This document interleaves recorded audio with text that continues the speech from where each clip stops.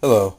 Today I'm going to be doing a Dragon Ball Z figure review due to somewhat popular request, especially from the other YouTube member that has given me several requests, Keto Knight. And I'm going to be sorry if you see a lot of shadow. I'm just trying to utilize the direct sunlight behind me because it's about 12 o'clock. It's not even 12. About 10 now. And I have a lot of windows in my living room, so I'm just going to try to use that as light. And if you see my shadow, I'm going to try to keep it shadowless as possible. But today I'll be reviewing. It's an old figure. I think it came out in 1996. It was one of the last. It was actually the last Super Battle Collection figure, which came out. Volume 00! Exclamation point! Exclamation point!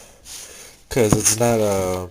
Oh, I don't have any others with me, but it has definitely more of a... If you have the original Z or GT figures, it's definitely have the same feel as a GT figure. Now, this is Goku in his regular form. The figure itself has 4 heads and 2 sets of arms. This is just his basic form, and he's wearing his uniform that he started wearing at the Android Saga till the end of the Kid Buu Saga. Now, as far as posability goes, he only really has it in his arms, which can rotate around just because they detach, and his head, which can also turn around because that detaches. Now, and then his colors are as reddish orange, blue, black, some yellow here. And I'm going to be talking about the skin color because this is my biggest problem with the figure. Is that the skin color varies whenever you change the arms or head. Because as you can see now, he has kind of a sandish tan. Not very in that. If you saw someone with this type of skin color, you would tell them to go to the hospital. I would anyway. Alright, but like, this is the only time where his skin color is consistent with the rest of his body. But, let me put on his Super Saiyan head, which has gold hair, which I've never been a fan of. Alright. Now, let's see. Yeah, you can see that. See, his head there definitely has a more natural color, while the rest of his body is that yellow tan crap. But then you can take off these arms, and then these arms here, which are in more of a power-up pose. Sorry, that's my shadow. They have more of the same hair, skin colors the other heads. I'll just leave these arms on. Okay. I prefer to have these arms on the figure when he's in any of his Super Saiyan forms. Now, as far as gold goes, this is a very shiny gold color, even though I do prefer Super Saiyan figures with yellow hair. But as far as the sculpt goes, there aren't any others better than this. This is very classic, nothing typical, nothing out of ordinary there, this form here. But his bangs really look a lot like that picture there. Alright. Now, the thing that really made this figure unique is that it has a Super Saiyan 2 head. Now, due to its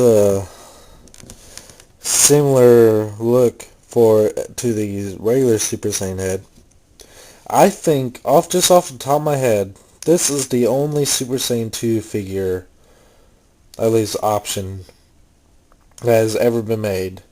As in this scale, at least, Excuse me. But I'm really surprised, at least that now that I can think of, they've ever made any other Super Saiyan 2 figure. At least like a Gohan. When I would like to see if they made a Gohan from the Cell games in Super Saiyan 2 form. But as you can see, he still has the gold. His bangs are a little more thinner, and his hair's a little bit spikier. And he has more of a grimace on his face, like he's in pain. And then last but not least, at least to some people, is his Super Saiyan 3 head, which has very long hair. Now the sculpt on this is fantastic. I'm not sure if I would call this my favorite Super Saiyan 3 figure, but at least Goku. I really like the Irwin Toys one that came out, probably about 6 years ago, right around the time of the Cell Saga first aired. I really like that one, but as far as pure hair sculpt goes, okay, see now the sun's coming, turning around, so I'm getting more shadow. I'm gonna try and fix that. But as just sculpt goes, this is really good. It has all the little hairlines here. It's definitely up there, the best ones. But as far as a figure, it's not very fun. Because it is an old, up there, Super Saiyan 3, very top heavy. But as far as a figure goes, it's not very fun. It's definitely more of a display piece, along with the other Super Battle Collection figures, which were the first DBZ figures released in the US, because they didn't make any. The Americans didn't make any themselves. But because there's a bunch of other figures coming out in Japan now, like the hybrid figures, which are a lot more posable. This is the figure's biggest weakness, is the posability. Especially in Super Saiyan 3, he can only turn his head about that much, and in any arm you can only do that. So you can't really put him in any fighting stances or anything like that. You can really only display him. That's about the coolest it can look. Well, I have a bunch of other DBZ figures. There's no chance I'm going to be able to review them all, because I have a big box full of about 200 of them, and I'm only like picking through and reviewing my favorite ones. So maybe I'll do another one next time, but I'm not going to be reviewing all of them, just my favorites, and this is the first one. So until next time, see you later.